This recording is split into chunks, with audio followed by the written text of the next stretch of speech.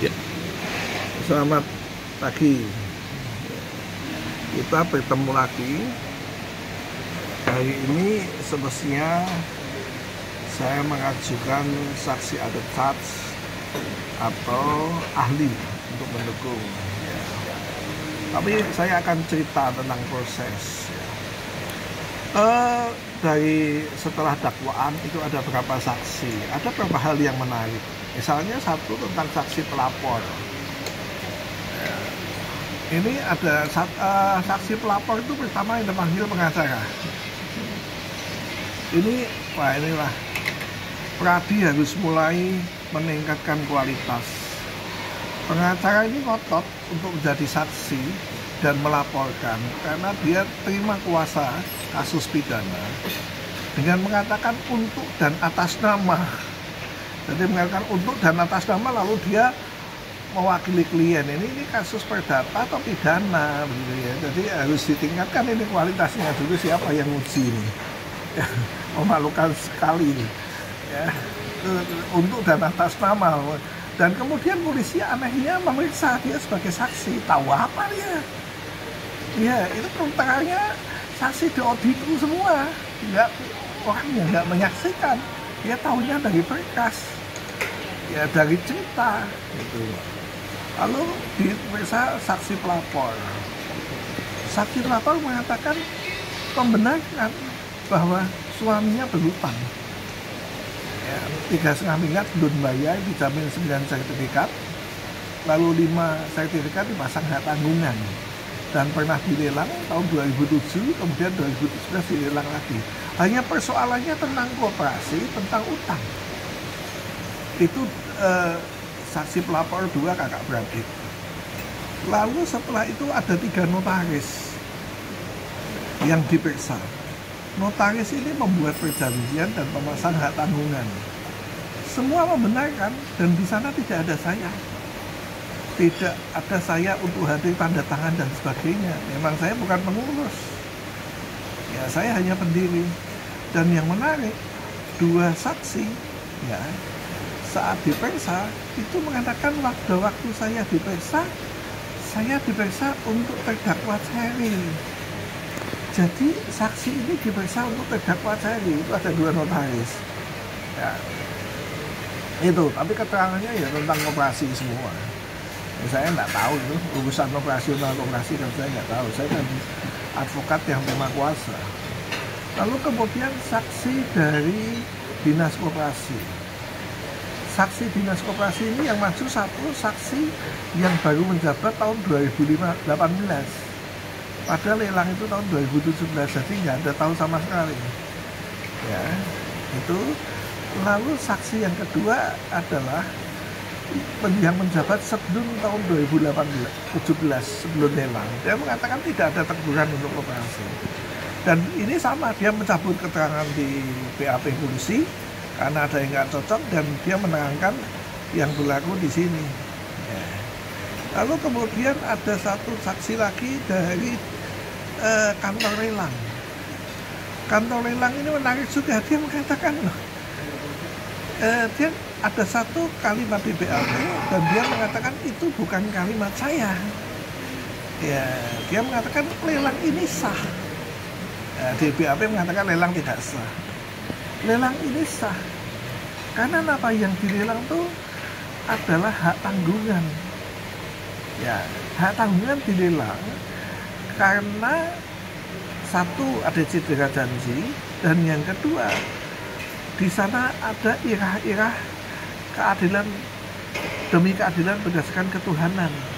Itu kan kekuatannya sama dengan putusan pengadilan. Jadi menurut dia, dan itu betul secara teori, persyaratan Cherry sudah lengkap, tidak diperlukan apakah koperasi itu masih aktif atau tidak. Yang diperlukan adalah pemohon hak adalah pemegang hak tanggungan. Itu teorinya betul sekali. Ya, kembali lagi yang diceritakan soal koperasi dan sebagainya, tidak menyinggung lagi tentang peran saya ini apa. Di semua notaris, di semua saksi ahli, ada 3 notaris, di semua saksi yang sudah maju, yaitu 3 notaris dan kemudian dari pelapor ada 3 tidak menyebutkan peran saya apa. Lalu di posisi kantor lelang, saya hanya saat itu dia tidak kenal dengan saya, dia hanya tahu saya ketika saya menghadiri pengumuman lelang, menandatangani daftar hadir lelang.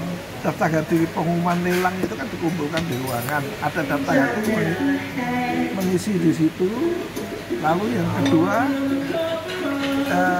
yang kedua adalah menandatangani berita acara. Tidak apa, terus saja nanti Ya. Menghindari berita acara, menandatangani berita acara. Ya. Daftar hadir 1 dan berita acara sebagai saksi. Saksi berita acara itu saksi bahwa telah terjadi lelang. Hanya itu aja. Nah, itu saya nggak tahu bisa dianggap sebagai apa. Dan KPKNR juga sama, mencabut berita acara di polisi. Lalu yang selanjutnya adalah saksi kunci ini sekretaris koperasi dan Ceri Dewayanto, terpidana yang sudah di kasus terpisah. Sekretaris koperasi mengatakan bahwa Hasan Budiman itu hutang, tidak bayar. Ya. Lalu kedua, saya ini pengacara. Ya. Lalu yang ketiga memang saya diberi kuasa. Lalu yang keempat bahwa saya nggak ada menggelapkan surat, membuat surat palsu, ya, atau memberikan keterangan palsu, nggak ada. Yang ada itu uang saya di koperasi nggak balik. Ada deposito yang nggak balik sama dengan depositonya saksi. Lalu kemudian ini saksi kunci dari koperasi, yaitu sekretaris koperasi juga mencabut karena dia tidak merasa memberikan keterangan. Bahkan dia mengatakan di beberapa lembar ini bukan pakar saya. Ini bukan pakar saya, itu pakarnya siapa? Lalu kemudian yang satu lagi Ceri Dewayanto, dia mencabut juga. Dia mengatakan saya nggak pernah ngasih ke seperti itu, koperasi tidak ada rapat. Seperti sekretaris tadi mengatakan tidak ada rapat pembubaran. Ya, karena koperasi itu dibubarkan berdasarkan keputusan rapat anggota dan dimuat di lembaran negara. Sehingga badan hukumnya sah dibubarkan setelah dimuat. Ya, itu baca ketentuan undang-undangnya. Selesailah sudah. Jadi di situ ada banyak saksi yang mencabut. Itu kasus saya. Waktu saya diperiksa juga nggak lama. Karena saya lihat kok jaksa tidak menguasai koperasi, sehingga saya seperti orang ngasih kuliah ini. Itu koperasi itu sahnya dicabut, bagaimana prosesnya, gimana. Malah jaksa tanya apa pendirian koperasi itu kan nyetor uang iuran wajib, karena apa seperti saham. Jangan koperasi nggak ada saham. Gimana ini? Undang-undangnya nggak dibaca. Hak tanggungan juga begitu, dia bingung hak tanggungan caranya masang gimana. Jadi saya seperti merasa dosen ngajari kuliah. Itu kondisi kasus saya. Ya saya nggak tahu karena minggu depan udah tuntutan. Ya sekali lagi saya katakan kasus saya kasus atensi. Semestinya nggak ada beda dengan kasusnya Vina, tapi menarik kemarin ada running text kalau nggak salah, kejaksaan menghentikan penyidikan kasus Vina. Ini menarik sekali dan itu betul, ya, karena kacau balau sikap kejaksaan betul. Tapi anehnya di kasus saya SPDP dikirim dikembalikan tuh petunjuk Kejaksaan Agung jelas berhenti. Namun dikasih SPDP yang kedua diterima lagi. Bahkan SPDP kedua nih pemalsuan identitas berbeda dengan SPDP 1. Apa enggak sih? Berkasnya nggak ada, aneh kan? SPDP dikembalikan yang kedua, yang ketiga muncul lagi. Bahkan di tengah-tengah itu setelah dikembalikan malah carinya jadi tersangka. Ini kan sebenarnya mudah dilihat dengan kasat mata. Cuma saya menyayangkan kasus macam ini tetap diangkat. Ya, dan itu sangat merugikan buat saya. Terlepas nanti saya dihukum atau saya bebas, saya sudah menceritakan pada seluruh pemirsa bahwa ini kasus saya, ya. nanti pemirsa yang akan menilai akhirnya seperti apa. Kalau saya bebas pun, ini sudah, kalau kemarin Pak Ugrosino mengatakan Peggy itu 100 miliar aja kurang, saya nggak ternilai dia harganya, profesi saya hancur.